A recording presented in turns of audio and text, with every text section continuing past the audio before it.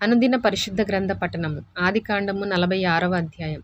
అప్పుడు ఇశ్రాయేలు తనకు కలిగినదంతయు తీసుకొని ప్రయాణమై బెయేర్షెబాకు వచ్చి తన తండ్రి అయిన ఇస్సాకు దేవునికి బలులనర్పించెను. అప్పుడు రాత్రి దర్శనములయందు దేవుడు యాకోబు యాకోబు అని ఇశ్రాయేలును పిలిచెను.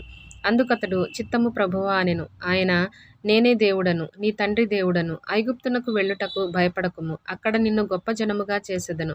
నేను ఐగుప్తునకు నీతో కూడా వచ్చెదను. అంతేకాదు, నేను నిశ్చయముగా నిన్ను తిరిగి తీసుకొని వచ్చెదను. యోసేపు నీ కన్నుల మీద తన చేయి ఉంచునని సెలవీయగా యాకోబు లేచి బెయేర్షెబా నుండి వెళ్ళెను. ఫరో అతని నెక్కించి తీసుకొని వచ్చుటకు పంపిన బండ్ల మీద ఇశ్రాయేలు కుమారులు తమ తండ్రి అయిన యాకోబును, తమ పిల్లలను, తమ భార్యలను ఎక్కించిరి. వారు అనగా యాకోబును అతని యావత్తు సంతానమును, తమ పశువులను, తాము కనానులో సంపాదించిన సంపద యావత్తును తీసుకొని ఐగుప్తునకు వచ్చిరి. అతడు తన కుమారులను, తన కుమారుల కుమారులను, తన కుమార్తెలను, తన కుమారుల కుమార్తెలను, తన యావత్తు సంతానమును ఐగుప్తునకు తనతో కూడా తీసుకొని వచ్చెను. యాకోబును అతని కుమారులను ఐగుప్తునకు వచ్చిరి. ఇశ్రాయేలు కుమారుల పేర్లు ఇవే. యాకోబు జ్యేష్ఠ కుమారుడు రూబేను. రూబేను కుమారులైన హనోకు, పల్లు, హెస్రోను, కర్మి. షిమ్యోను కుమారులైన యెమూయేలు, యామీను, ఓహదు, యాకీను, సోహరు. కనానీయురాలి కుమారుడైన షావూలు. లేవీ కుమారులైన గెర్షోను, కహాతు, మెరారి. యూదా కుమారులైన ఏరు, ఓనాను, షేలా, పెరెసు, జెరహు.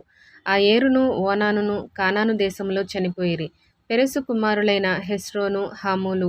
ఇస్సాకారు కుమారులైన తోలా, పూవా, యోబు, షిమ్రోను. జబూలూను కుమారులైన సెరెదు, ఏలోను, యహలేలు. వీరు లేయా కుమారులు. ఆమె పద్దనరాములో యాకోబు వారిని అతని కుమార్తె అయిన దీనాను కనెను. అతని కుమారులను, అతని కుమార్తెలను అందరును 33. గాదు కుమారులైన సిప్యోను, huggy, Shuni, Ezbon, Eri, Arodi, Areli. Asher కుమారులైన ఇమ్నా, ఇష్వా, ఇష్వి, బెరీయా. వారి సహోదరి అయిన సెరహు. ఆ బెరీయా కుమారులైన హెబెరు, మల్కీయేలు. లాబాను తన కుమార్తె అయిన లేయాకిచ్చిన జిల్ఫా కుమారులు వీరే. ఆమె ఈ 16 మందిని యాకోబునకు కనెను. యాకోబు భార్య అయిన రాహేలు కుమారులైన యోసేపు, బెన్యామీను. యోసేపునకు మనష్షే, ఎఫ్రాయిములు పుట్టిరి. వారిని ఐగుప్తు దేశమందు ఓనుకు యాజకుడగు పొతీఫెర కుమార్తె అయిన ఆసెనతు అతనికి కనెను. బెన్యామీను కుమారులైన బెల, బేకెరు, అష్బేలు, గెరా, నయమాను, ఏహి, రోషు, ముప్పీము, హుప్పీము, ఆర్దు. యాకోబునకు రాహేలు కనిన కుమారులగు వీరందరూ 14. దాను కుమారుడైన హుషీము. నఫ్తాలి కుమారులైన యహనేలు, గూని, ఏసెరు, షిల్లేము. లాబాను తన కుమార్తె అయిన రాహేలునకు ఇచ్చిన బిల్హా కుమారులు వీరే.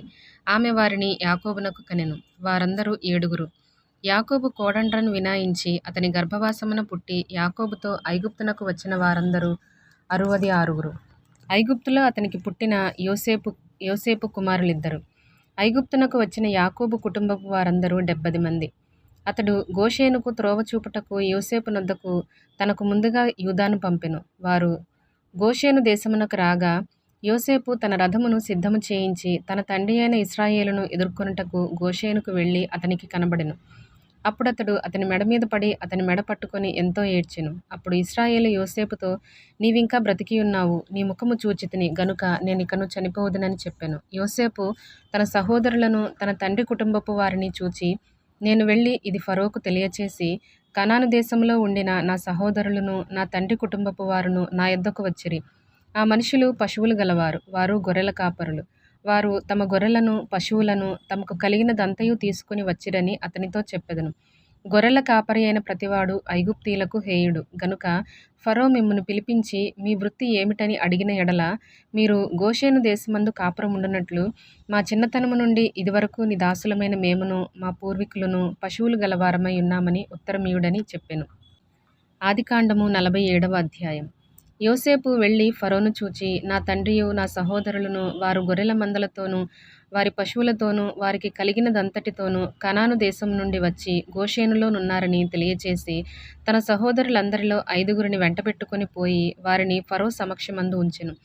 ఫరో అతని సహోదరులను చూచి, మీ వృత్తి ఏమిటని అడిగినప్పుడు వారు, నీ దాసులమైన మేమును మా పూర్వీకులను గొర్రెల కాపరులమని ఫరోతో చెప్పిరి. మరియు వారు, కనాను దేశమందు కరువు భారముగా ఉన్నందున నీ దాసులకు కలిగియున్న మందలకు మేత లేదు గనుక ఈ దేశంలో కొంతకాలముండుటకు వచ్చితిమి. కాబట్టి గోషేను దేశములో నీ దాసులు నివసింప సెలవిమ్మని ఫరోతో అనగా, ఫరో యోసేపును చూచి, నీ తండ్రియు నీ సహోదరులను నీ యొద్దకు వచ్చియున్నారు. ఐగుప్తు దేశము నీ ఎదుట ఉన్నది.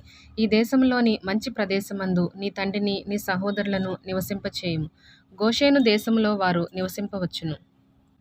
వారిలో ఎవరైనా ప్రజ్ఞ గలవారని నీకు తోచిన ఎడల నా మందల మీద వారిని అధిపతులుగా నియమించుమని చెప్పెను. మరియు యోసేపు తన తండ్రి అయిన యాకోబును లోపలికి తీసుకుని వచ్చి ఫరో సమక్షమందు అతని నుంచగా, యాకోబు ఫరోను దీవించెను. ఫరో, నీవు జీవించిన సంవత్సరములెన్ని అని యాకోబును అడిగినందుకు యాకోబు, నేను యాత్ర చేసిన సంవత్సరములు 130, నేను జీవించిన సంవత్సరములు కొంచెముగాను దుఃఖసహితమైనవిగాను ఉన్నవి. అవి నా పితరులు యాత్ర చేసిన దినములలో వారు జీవించిన సంవత్సరములన్నీ కాలేదని ఫరోతో చెప్పి ఫరోను దీవించి ఫరో ఎదుట నుండి వెళ్ళిపోయెను. ఫరో ఆజ్ఞాపించినట్లు యోసేపు తన తండ్రిని తన సహోదరులను ఐగుప్తు దేశంలో నివసింపచేసి ఆ దేశంలో రామసేసను మంచి ప్రదేశంలో వారికి స్వాస్థ్యమునిచ్చెను.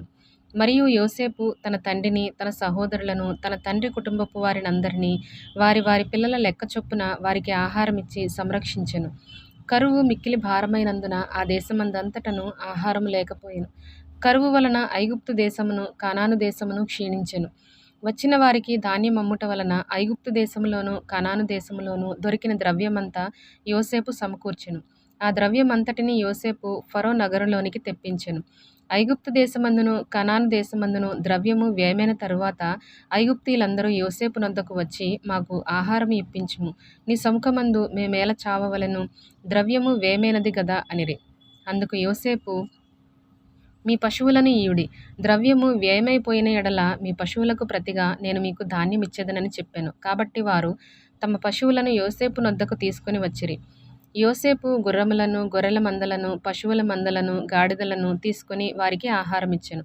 ఆ సంవత్సరమందు వారి మందలన్నిటికీ ప్రతిగా అతడు వారికి ఆహారమిచ్చి సంరక్షించెను. ఆ సంవత్సరం గతించిన తరువాత 2వ సంవత్సరమున వారు అతని యొద్దకు వచ్చి, ఇది మా ఏలిన వారికి మరుగు చేయము, ద్రవ్యము వ్యయమైపోయెను, పశువుల మందలను ఏలినవారి వశమాయెను. ఇప్పుడు మా దేహములను మా పొలములను తప్ప మరి ఏమియూ ఏలినవారి సముఖమున మిగిలియుండలేదు. నీ కన్నుల ఎదుట మా పొలములను మేమును నశింపనేలా ఆహారమిచ్చి మమ్మును మా పొలములను కొనుము. మా పొలములతో మేము ఫరోకు దాసులమగుదుము. మేము చావక బ్రతుకున్నట్లును పొలములు పాడైపోకుండానట్లును మాకు విత్తనములిమ్మని అడిగిరి. అట్లు యోసేపు ఐగుప్తు భూములన్నిటినీ ఫరో కొరకు కొనెను. కరువు వారికి భారమైనందున ఐగుప్తీయులందరూ తమ తమ పొలములను అమ్మివేసిరి గనుక భూమి ఫరోది ఆయెను. అతడు ఐగుప్తు పొలిమేరల యొక్క ఈ చివర నుండి ఆ చివర వరకును జనులను ఊళ్లలోనికి రప్పించెను.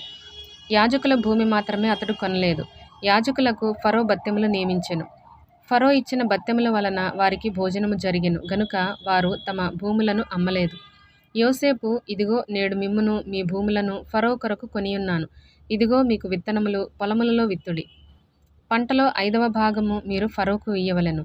4 భాగములు పొలములలో విత్తుటకును మీకును మీ కుటుంబపు వారికిని ఆహారమునకును మీ పిల్లలకు ఆహారమునకును మీవైయుండునని ప్రజలతో చెప్పగా, వారు, నీవు మమ్ము బ్రతికించితివి, ఏలినవారి కటాక్షము మా మీద నుండనిమ్ము, ఫరోకు దాసులమగుదుమని చెప్పిరి. అప్పుడు 5వ భాగము ఫరోదని నేటి వరకు యోసేపు ఐగుప్తు భూములను గూర్చి కట్టడ నియమించెను. యాజకుల భూములు మాత్రమే వినాయింపబడెను, అవి ఫరోవి కావు. ఇశ్రాయేలీలు ఐగుప్తు దేశమందలి గోషేను ప్రదేశంలో నివసించిరి. అందులో వారు ఆస్తి సంపాదించుకొని సంతానాభివృద్ధి పొంది మిగుల విస్తరించిరి. యాకోబు ఐగుప్తు దేశంలో 17 సంవత్సరములు బ్రతికెను. యాకోబు దినములు అనగా అతడు జీవించిన సంవత్సరములు 147. ఇశ్రాయేలు చావవలసిన దినములు సమీపించినప్పుడు అతడు తన కుమారుడైన యోసేపును పిలిపించి, నా ఎడల నీకు కటాక్షమున్న ఎడల దయచేసి నీ చెయ్యి నా తొడ క్రింద ఉంచి నా ఎడల దయను నమ్మకమును కనపరుచుము. ఎట్లనగా నన్ను ఐగుప్తులో పాతిపెట్టకుము. నా పితరులతో కూడా నేను పండుకొనున్నట్లు ఐగుప్తులో నుండి నన్ను తీసుకొని పోయి వారి సమాధిలో నన్ను పాతిపెట్టుమని అతనితో చెప్పెను.